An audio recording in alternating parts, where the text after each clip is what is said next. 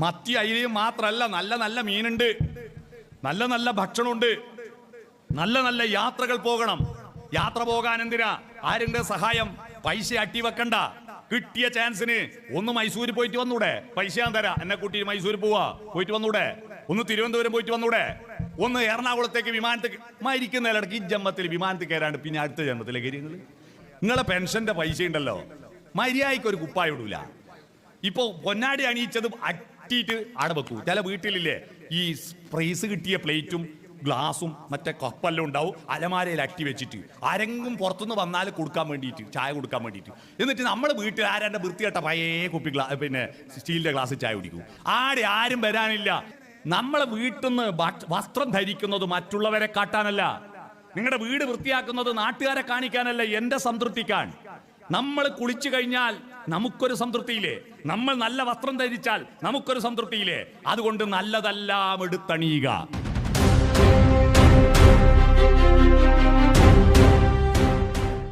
പുലരിയോടൊത്തെന്നും പൂന്തോപ്പിയിലെത്തുന്ന പൂമ്പാറ്റ കുഞ്ഞുങ്ങളെന്തു ചന്തം, അവരോടുത്തിടും അപ്പാവാട വിറ്റിടും കടയേതെന്നമ്മക്കറിഞ്ഞുകൂടെ. അതുപോലെ ഒന്നമ്മേ തിരുവോണപ്പുടവയായി അരുമാമകൾക്ക് തരികയില്ലേ. ഈ കവിത എഴുതിയ പാഠപുസ്തകം ഫേസ്ബുക്കിൽ ഒരു ഷീന എന്ന് പറയുന്ന ഒരാൾ പോസ്റ്റ് ചെയ്തപ്പോൾ ഞാൻ അവരോട് ഫോൺ നമ്പർ കമൻറ്റിൽ ചോദിച്ചിട്ട് ഫോൺ നമ്പർ വാങ്ങി. അവരുടെ വീട്ടിൽ ആ പാഠപുസ്തകം ഉണ്ട് എന്ന് പറഞ്ഞിട്ട് ഞാൻ ആ പാഠപുസ്തകം കാണാൻ വേണ്ടി പോയി. തലശ്ശേരി പുന്നോല് റെയിൽവേ ഗേറ്റും കടന്നിട്ട് അങ്ങ് ഉള്ളോട്ട് പോയിട്ട് പാഠപുസ്തകം കണ്ടു. അതിൻ്റെ പേജുകളിലൂടെ വിരലോടിച്ചു, അതൊന്നും മണത്തു. അതിനുശേഷം ഞാൻ അവരോട് പറഞ്ഞു, നിങ്ങൾക്കൊരു 5000 ഉറുപ്പ്യ ഞാൻ തരാം, ഈ പാഠപുസ്തകം എനിക്ക് തരുമോ എന്ന് ചോദിച്ചപ്പോൾ അവർ ചാടി ഇറങ്ങിയിട്ട് എൻ്റെ കയ്യിൽ നിന്ന് പുസ്തകം പിടിച്ച് വാങ്ങിയിട്ട് ആത്ത് പോയിട്ട് വിളിച്ച് പറഞ്ഞു, നിങ്ങൾ പോയിക്കോ, 5000 അല്ല 5 ലക്ഷം തന്നാൽ ഞാൻ ഈ പാഠപുസ്തകം തരൂല, കാരണം ഇതെൻ്റെ ഹൃദയമാണെന്ന്. അന്നത്തെ പാഠപുസ്തകം നമ്മുടെ ഹൃദയമായിരുന്നു. ഹൃദയം എവിടെയാ? ഇവിടെയല്ല. നമ്മുടെ ഹൃദയം കുടികൊള്ളുന്നത് നമ്മളെപ്പറ്റി ചിന്തിക്കുന്ന, നമ്മളെ ഓർക്കുന്ന, നമ്മളെ ഹൃദയത്തിൽ ഏറ്റുവാങ്ങിയിരിക്കുന്ന ഹൃദയങ്ങളിൽ വീതിച്ചു കൊടുത്തിരിക്കുകയാണ് നമ്മുടെ ഹൃദയങ്ങളെ. ആ ഹൃദയങ്ങളിൽ ഞാനുണ്ടോ എന്നന്വേഷിക്കാൻ ഒരു വട്ടം കൂടി എന്നോർമ്മകൾ മേയുന്ന തിരുമുറ്റത്തെത്തുവാൻ മോഹം. തിരുമുറ്റത്തൊരു കോണിൽ നിൽക്കുന്നൊരാ നെല്ലിമരമൊന്നുലുത്തുവാൻ മോഹം. അന്ന് നമുക്ക് പട്ടിണിയായിരുന്നു. അന്ന് നല്ല കുപ്പായമില്ല. എൻ്റെ നാട്ടിൽ സ്കൂളിൽ പോകാത്ത ദിവസം കുപ്പായിട്ട് നടക്കുന്ന ഒരു കുട്ടീനെ കാണൂല. ഈല വള്ളിയിലൊരു ട്രൗസർ ഉണ്ടല്ലേ, ഓടിപ്പോകുമ്പോൾ ഈ വള്ളി ഇടക്കിടക്ക് ഈല ഊരിങ്ങ് പോരും. അന്നേരം ബെരലിട്ടിട്ട് നേരെയാക്കിയിട്ട് നാരദൻ തമ്പുരു മീട്ടി പോകുമ്പോൾ ഇങ്ങനെ നാരായണ നാരായണ ഇങ്ങനെ നേരെയാക്കിയിട്ടാണ് ഓടുക. ആ ട്രൗസറിൻ്റെ പിൻഭാഗം ഓട്ടയായിരുന്നു. കാരണം അന്ന് വീഗാലാൻഡും വിസ്മയ പാർക്കും ഇല്ല. ചെരിഞ്ഞ വൃത്തിക്കൊമ്പൊന്നും ഊരല്ല നമ്മളെ വീഗാലാൻഡ്. പൊളുക്കൊക്കെ കുടുങ്ങിയിട്ട് ട്രൗസർ കീറും, പാളയിലിരുന്ന് വലിക്കുമ്പോൾ ചരട് കയറിയിട്ട് ട്രൗസർ കീറും, കേസ് കീറിയിട്ട് ബ്ലാഡർ പുറത്ത് കാണുന്ന ബോൾ പോലെ ഉണ്ടാവും നമ്മുടെ പിൻഭാഗം കാണുമ്പോൾ. വീട്ടിൽ ആരെങ്കിലും വന്നാൽ സ്റ്റാൻഡേർഡൈസ് ആയിട്ട് നിൽക്കും, ഓട്ട പൊത്തണ്ടേ അല്ലേ? ആ ട്രൗസർ അന്ന് ഈ നെഞ്ച് പല ബിസ്ക്കറ്റ് പോലെ വാരികളെല്ലാം പുറത്ത് കാണുമായിരുന്നു. അന്ന് കുടല് നല്ല വണ്ണം ഉണ്ടായിരുന്നു. ഗ്രഹണി പിടിച്ചിട്ട് ചുമരിന് കിണ്ണം ചാരിയ പോലത്തെ കുടല്. മൂക്കുന്ന എപ്പം 11 ഇറങ്ങി വരും. പല്ലെല്ലാം പുഷ്പല്ല, കൊന്ത്രമ്പല്ല. മുടിയെല്ലാം പാറിപ്പറന്നിട്ടുണ്ടാവും. നഖമെല്ലാം കുഴിനകായിട്ടുണ്ടാവും. അങ്ങനെ തലയിൽ പേനരിച്ച് നടക്കുന്ന ഒരുപാട് കുട്ടികളുള്ള കാലഘട്ടത്തിലാണ് നിങ്ങളും ഞാനും വളർന്നു വന്നത്. ഇന്ന് നമ്മുടെ കുട്ടികളെ നോക്കിയാ അതുപോലത്തെ ഒരു കുട്ടീനെ കാണാൻ പറ്റുമോ? എന്ത് സുന്ദരന്മാരും സുന്ദരികളും ആ കുട്ടികൾ. അന്ന് നമുക്കൊന്നും സൗന്ദര്യം ഉണ്ടായിരുന്നില്ല, പക്ഷെ ഇപ്പോഴാ സൗന്ദര്യം ഉണ്ടായേ. ഇപ്പൊ ഇവിടെ മുമ്പിലിരിക്കുന്ന ഷഷ്ടിപൂർത്തിയായി കഴിഞ്ഞ ആളാന്നൊന്നും തോന്നില്ല. എല്ലാം കണ്ടാൽ വേണമെങ്കിൽ ഒരു കല്യാണം കൂടി നടത്താൻ പറ്റിയ അല്ലേ? അതുപോലെയാണ് രൂപമുള്ളത്. അന്ന് നമ്മളെ പഠിപ്പിച്ച മാഷന്മാർ എന്ന് പറഞ്ഞാൽ നാരിച്ച് പൂളിച്ച് വയസ്സന്മാർ, നമ്മൾ പിരിയാൻ നോക്കുന്ന മാഷന്മാർ. ഇന്നിപ്പോ ഇങ്ങളെ പഠിപ്പിച്ച മാഷന്മാർ ഇത്ര വയസ്സായിട്ടും കണ്ട അത്ര വലിയ വയസ്സൊന്നും തോന്നില്ല. നമ്മുടെ കാലം ഒരുപാട് മുന്നോട്ട് പോയി. നമ്മൾ വീണ്ടും ഇവിടെ ഒത്തുചേർന്നിരിക്കുന്നു. എന്തിന് ഇവിടെ ഒത്തുചേർന്നത്? നമുക്കന്ന് നല്ല ഭക്ഷണം ഉണ്ടായിരുന്നില്ല, നല്ല വസ്ത്രം ഉണ്ടായിരുന്നില്ല, നല്ല പാർപ്പിടം ഉണ്ടായിരുന്നില്ല. എൻ്റെ വീട്ടിൽ വന്ന കിലുകില പായി, കൈത്തലാണി, കോടിക്കടക്ക. കിലുകില ഒച്ചയുള്ള ഡെക്കറേറ്റ് ചെയ്ത പായി, കൈകൊണ്ട് ഉന്തി നിറച്ച തലാണി, പുതിയ കോടിക്കടക്ക. ചെന്നേരം മനസ്സിലായത് കീറിയിട്ട് കിലുകില ഒച്ചയാകുന്ന പായി. തലാണി വേറെ ഇല്ല, കൈ തലാണി, കോടിക്കടക്ക. പുതപ്പില്ലാത്തതുകൊണ്ട് കോടിക്കടക്ക. അന്ന് നല്ല സൗകര്യങ്ങളില്ല. എന്റെ വീട്ടിൽ ഞാൻ SLC പരീക്ഷയ്ക്ക് എഴുതിയത് 1985. എന്റെ വീട്ടിൽ കറണ്ടില്ല. 85 എന്റെ വീട്ടിൽ കറണ്ടില്ല. കാരണം കണ്ണോം ഫോറസ്റ്റിന്റെ അടുത്ത് തൊടിക്കൽത്ത എന്റെ നാട്. ആദിയുഷ സന്ധ്യ പൂത്തതിവിടെ പഴശ്ശിരാജ സിനിമ കണ്ടിനോ? അതിൽ അവിടെയാ ആടുന്ന ഷൂട്ട് ചെയ്തത്. കണ്ണവൻ കാട്ടുന്നു. കറണ്ടില്ല. ചിമ്മിണിക്കൂട് വെച്ചിട്ടാ പഠിക്കുക അല്ലേ?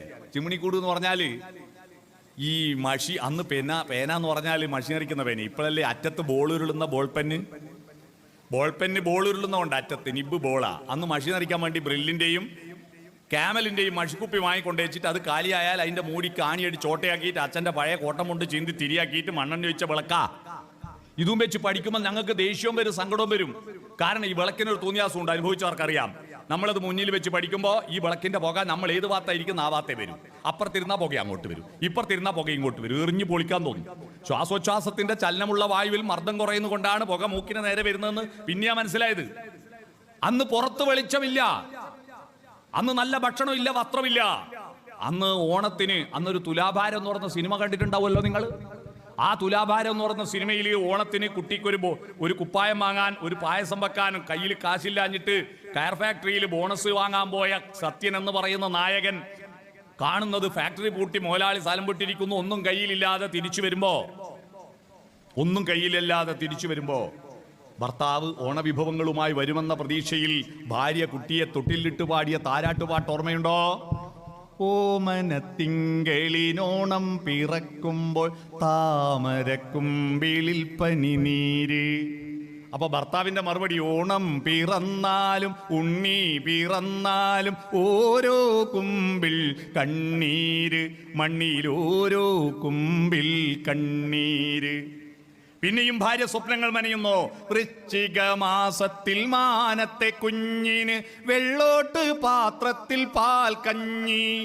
മറുപടി, കണ്ണീരുപ്പിട്ട് കാണാത്ത വറ്റിട്ട് കർക്കിടകത്തിൽ കരിക്കാടി. സ്വപ്നവും യാഥാർത്ഥ്യവും തമ്മിൽ ഒരു ബന്ധവുമില്ല. എന്തുണ്ട് സൊല്യൂഷൻ? തൊട്ടിലിൽ കിടക്കുന്ന കുട്ടിയിൽ പ്രതീക്ഷ അർപ്പിച്ചിട്ട് അമ്മ പറഞ്ഞു, മോനെ ഒന്നുറങ്ങോ പൊന്നുഷസ് കണി കണ്ടുണരാൻ, ഒന്നുറങ്ങോ. ഒരു പൊന്നുഷസ്, ഒരു പുതിയ പ്രഭാതം കണി കണ്ടുണരാൻ അന്നുറങ്ങി ഉണർന്നവരാണ് നിങ്ങൾ. ആ പ്രഭാതം കണി കാണാൻ ആഗ്രഹിച്ചത് കൊണ്ടാണ് നിങ്ങൾ പഠിച്ചത്, നിങ്ങൾ അധ്വാനിച്ചത്, നമ്മൾ ഒരുപാട് കഷ്ടപ്പെട്ടത്. അങ്ങനെ ഇപ്പൊ നമുക്ക് നല്ല വീടുണ്ട് അല്ലേ? പണ്ടത്തെ വീടും ഇന്നത്തെ വീടും, പണ്ടത്തെ വീട് വലിയ വരാന്ത, ചെറിയ ബെഡ്റൂം. ഇപ്പോഴത്തെ വീട് ചെറിയ വരാന്ത, വലിയ ബെഡ്റൂം. ആ വലിയ ബെഡ്റൂമിൽ വലിയ കട്ടില്. പക്ഷെ അന്ന് ചെറിയ കട്ടിലായതുകൊണ്ട് ഭാര്യയും ഭർത്താവും ഭയങ്കര ഐക്യത്തിലായിരുന്നു അല്ലേ? ഉരുണ്ട് തായവു 69 കിടക്കുക അല്ലേ? 69 കിടക്കുക. ഇപ്പൊ വലിയ കട്ടിലായതുകൊണ്ട് ഭാര്യയും ഭർത്താവും 96, ഒരാൾ അങ്ങേ തലക്ക് ഒരാൾ ഇങ്ങേ തലക്ക് 96 കിടക്കുക. കമ്മ്യൂണിക്കേഷൻ ഉണ്ടോ? കുറഞ്ഞു വരുന്നു കമ്മ്യൂണിക്കേഷൻ. ഡിജിറ്റലാണ്. കഴിഞ്ഞ ദിവസം ഒരു കഥയുണ്ടായിരുന്നു, നിങ്ങൾ കേട്ടിട്ടുണ്ടോ? വായിച്ചിട്ടുണ്ടോന്ന് അറിയില്ല. കഥ ഇതാണ്. അർദ്ധരാത്രി കഴിഞ്ഞപ്പോൾ അയാളുടെ വാട്സപ്പിൽ ബീപ് ബീപ് ശബ്ദം കേട്ടിട്ട് അയാൾ ഉണർന്നു. അയാൾ സമയം നോക്കിയപ്പോൾ രാത്രി 1:30 മണി. ഈ സമയത്ത് അനക്ക് ആരാപ്പാ മെസ്സേജ് അയച്ചത്? പെട്ടെന്ന് അയാളുടെ മനസ്സിൽ ഒരു കൊള്ളിയാൻ മിന്നി. കുടുംബത്തിൽ 2-3 ആളുടെ സുഖമില്ലാണ്ട് കിടക്കുന്നു. ആരോ തട്ടിപ്പോയതാണോ അറിയാനായിട്ട് വിറക്കുന്ന കൈകളോടെ മൊബൈൽ ഫോൺ എടുത്ത് വാട്സപ്പ് ഓൺ ചെയ്ത് അതിൽ വായിച്ചു. അതിലിങ്ങനെയായിരുന്നു മെസ്സേജ്: വല്ലാത്ത ചൂട്, ഉഷ്ണിക്കുന്ന വല്ലാണ്ട്, ഒന്ന് അങ്ങോട്ട് കിടക്ക്. ഭാര്യ ഭർത്താവിന് മെസ്സേജ് അയച്ചത്. വിളിച്ചിട്ട് കുരിപ്പ കേൾക്കുന്നില്ല, മെസ്സേജ് അയച്ചപ്പോൾ. ഇത്തരത്തിൽ ഡിജിറ്റൽ കമ്മ്യൂണിക്കേഷൻ വളർന്ന ഈ കാലത്ത് നമുക്ക് ഭൗതിക സുഖങ്ങളെല്ലാം ഗംഭീരമായി അല്ലേ? ഈ ഭൗതിക സുഖങ്ങൾ ഗംഭീരമായപ്പോൾ ഇപ്പൊ നമ്മൾ ചിന്തിക്കുകയാണ്, ഷഷ്ടി പൂർത്തി കഴിഞ്ഞപ്പോ കുട്ടിയിൽ നിന്ന് ഷഷ്ടിയിലെത്തി അല്ലേ എല്ലാരും? ആ ഷഷ്ടിയിൽ നിന്ന് കുട്ടിയിലേക്കാണ് തിരികെ എന്താ? ഷഷ്ടിയിൽ നിന്ന് കുട്ടിയിലേക്ക്. ഇപ്പൊ നമ്മൾ ചിന്തിക്കുകയാണ്, ഈ ഭക്ഷണത്തിനും ഈ വസ്ത്രത്തിനും ഈ പാർപ്പിടത്തിനും ഈ കിടക്കും വേണ്ടിയാണോ മനുഷ്യനായി ജനിച്ചത്? ആണോ? അല്ല. ഇതിനപ്പുറത്തെന്തോ ഇല്ലേ? ആ അപ്പുറത്തുള്ള ആർദ്രതയെ അന്വേഷിക്കാൻ നമ്മുടെ കൂട്ടുകാരുടെ അടുത്തേക്ക് പോരുകയാണ്. ഓർമ്മകളിലേക്ക് കൈവള ചാർത്തി. ഓർമ്മകളേ കൈവള ചാർത്തി വരൂ വിമൂകമി വേദിയിൽ. നേരത്തെ മാഷന്മാർ പ്രസംഗിക്കുമ്പോൾ എനിക്കതാ ഓർമ്മ വന്ന്. ഈ വേദിയിൽ കൈവളകൾ ചാർത്തി ഓർമ്മകൾ കടന്നു വരികയായിരുന്നു.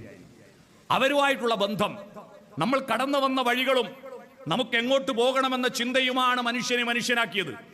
കാടാച്ചിറ കടമ്പൂർ പഞ്ചായത്തിലെ പ്രസിഡന്റ് ഇവിടെയുണ്ട്. കഴിഞ്ഞ വർഷത്തെ പദ്ധതിയിൽ ഉൾപ്പെടുത്തിയിട്ട് സബ്സിഡി നിരക്കിൽ വിതരണം ചെയ്ത ഒരു പശുവിനും അറിയില്ല ഇത് കടമ്പൂർ പഞ്ചായത്താണ്. ആ പഞ്ചായത്തിന്റെ പ്രസിഡന്റാണ് ഇതെന്ന് ഒരു പശുവിനും അറിയില്ല. കാലബോധവും ദേശബോധവും ഇല്ലാത്തവരാണ് പക്ഷിമൃഗാദികൾ.